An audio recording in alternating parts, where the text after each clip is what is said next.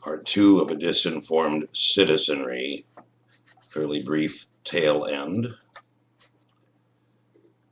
The third error, as I said, was not to examine the connection between Islamic extremists and the protests, Islamic extremism and the protests, which will be a significant problem for Americans in the commitment we have made and the way it is coming to fruition. The fourth is the allegations of atrocities that were not verified. And in fact, were taken verbatim from the very people who wanted to obtain foreign military invention. The TNC head told a sympathetic fellow in Switzerland massive exaggerations, and anyone who's followed the TNC's pronouncements can find that the vast majority of them have been incorrect. That is to say, in many cases, lies. They've reported to have captured important government officials many times and without basis, that various agreements and conclusions were made that all turned out to be not true. And the media has printed every single lie of the TNC zealously and with relish, even after their credibility had been completely destroyed. And this is another question of who makes these decisions, to roll with anything one side says and to completely cast aspersions on anything the other side says. In other words, the expert testimony that was received by the International Criminal Court and the United Nations was entirely just pulled out of a hat. They claimed that tens of thousands had already been killed, that thousands had already been raped, and in fact, there was no evidence of rape whatsoever, according to Doctors Without Borders and another human rights group such as Amnesty International on approximately June 27th. Also, they went to the lady who claimed she knew 600 ladies had been raped, and she couldn't produce a single one. And the total casualties in the initial days of the uprising, I would put at around 350, certainly less than 1,000, certainly more than 150. So these figures were just completely crazy. They were orders of magnitude out of proportion and in some cases non-existent. Also, the claims of heavy weapon use was never substantiated, but it was quickly accepted into the official records. There was no confirmation of any of this, and it was put into the official record. Claims of mercenaries could not be established. Now, I'm not saying that any one given fact is true or not. What I'm saying is that they are all needing verification and should not be just willy-nilly accepted on face value. It corrupts this data that I'm describing, moving through the system to the public. The claims have no basis. No mercenaries, no rapes. And of course, the United States is the largest employer of mercenaries in the world. We call them contractors, but that's exactly what a mercenary is. He's a contractor in military services. We also have one of the worst rape records of any military. So as absolute power corrupts absolutely, faulty information corrupts decision-making and public perception, leads to public demanding that bad policies be implemented. So after the initial insurrection and these key faults and corruptions of data that entered into the system, it snowballed. First, Libyan investments in Africa were initially demonized, were said that Gaddafi had bought off Africa. Once Gaddafi was dead and the TNC was in power, articles are beginning to come out eulogizing Libya's role as a primary investor in Africa with virtually no strings attached and many philanthropic projects. Building mosques does not make you a corrupter of a country. Investing in the hospitality industry in Kenya, these were good investments in many cases.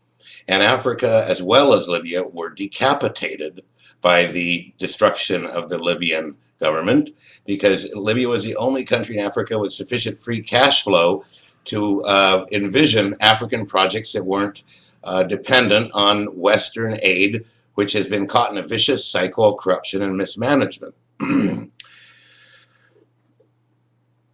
So we had Libyan investments in Africa demonized until the deed was done. Gaddafi was dead and the country had been destroyed. And now they are beginning to come out with saying, yes, the Africans benefited from Gaddafi's largesse. Okay. Second, no mention was ever made that Libya actually took care of its population better than even in the West. For the bottom 20%, certainly, because they had universal education, including university and socialized medicine and food controls. When Tunisia and Egypt rioted, it was partly because of the price of food. In Libya, food price controls were maintained. Bread was extremely inexpensive. It was subsidized. Third, the potential for civilian loss of life at the hands of the Libyan army was entirely hypothetical, and real research would have shown, in my view, at least the most 1,000 civilians would have lost their lives. The intervention that has led to the loss of 30,000 to 50,000 lives, according to the TNC a month ago. By not mentioning Libya's education, medical, and industrial achievements, the public has no interest in preserving them, thinking Libya like Afghanistan, a structural hellhole. And NATO's destruction of many elements of infrastructure struck no chord in Western sentiment. My conclusion is by withholding the fact that Libya was the most advanced country in Africa, statistically, even when balancing data by looking at the other oil producers exclusively, such as Algeria and Nigeria, and adjusting for all these factors, by withholding this fact, all of these prejudices were made possible. The fact that this data was suppressed is extremely serious. The same was true for Iraq. However, in Iraq's case, he initiated a long and bloody war with Iran. In Iraq's case, I cannot speak to the level of support or the validity of the right not to be invaded. I too am prejudiced against Saddam Hussein because I was not permitted to know the other side. I was not permitted to make up my own mind. I simply don't know because I was probably given faulty information. That is disinformation. That is propaganda.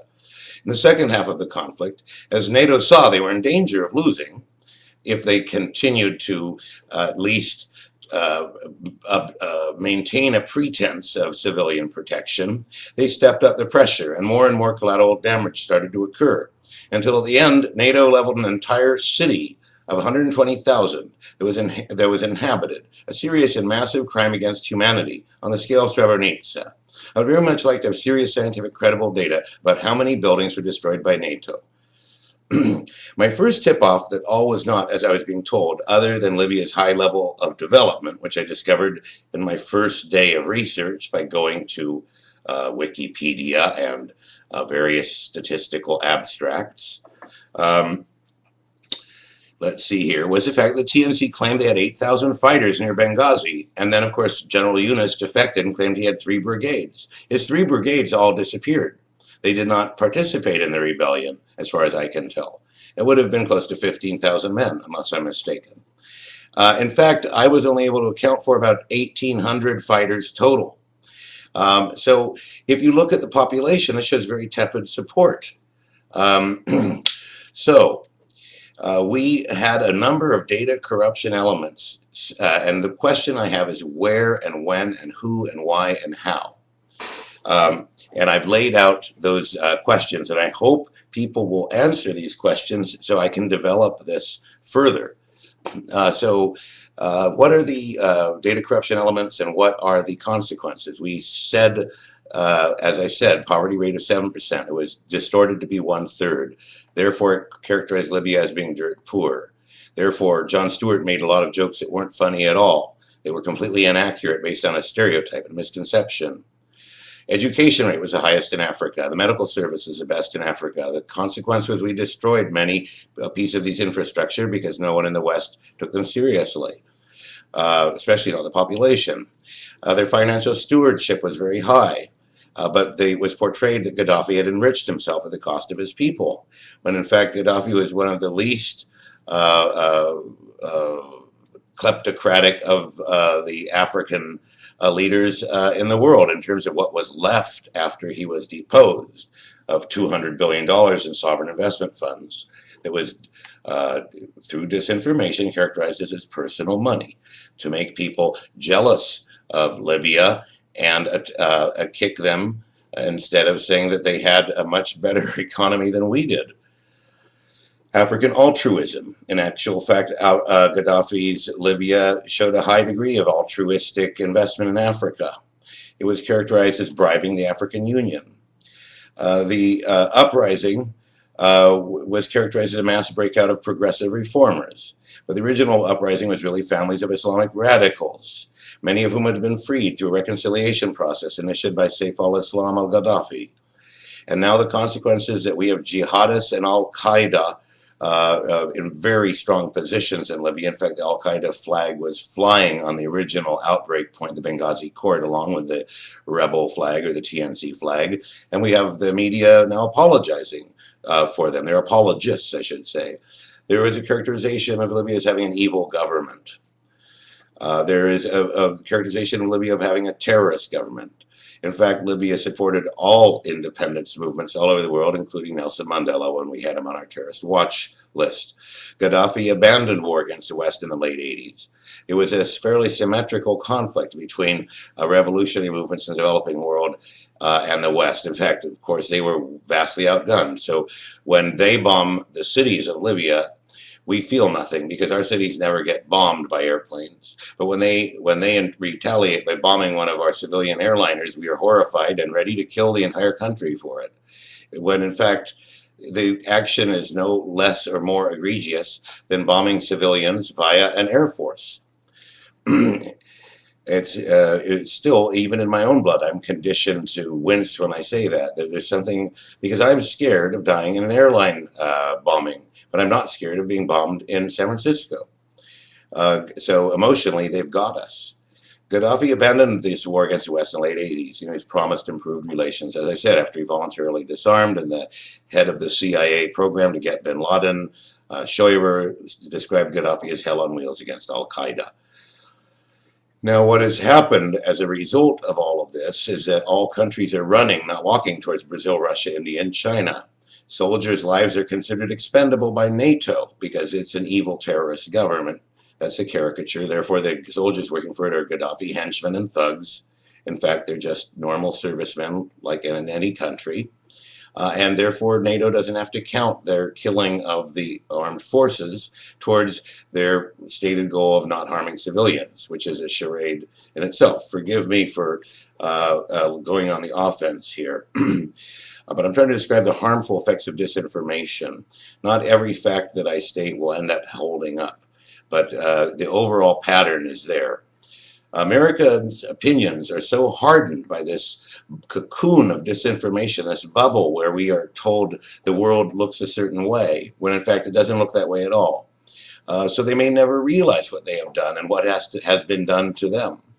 What has been done to them is that by these actions, the West is hated and feared all over the world right now, and it's snowballing. And we will be laughed at if al-Qaeda and jihadists run Libya, unless we have some sinister motive to ally with al-Qaeda and jihadists, which some have speculated are being used to attack Russia and China later on with, which I think is crazy.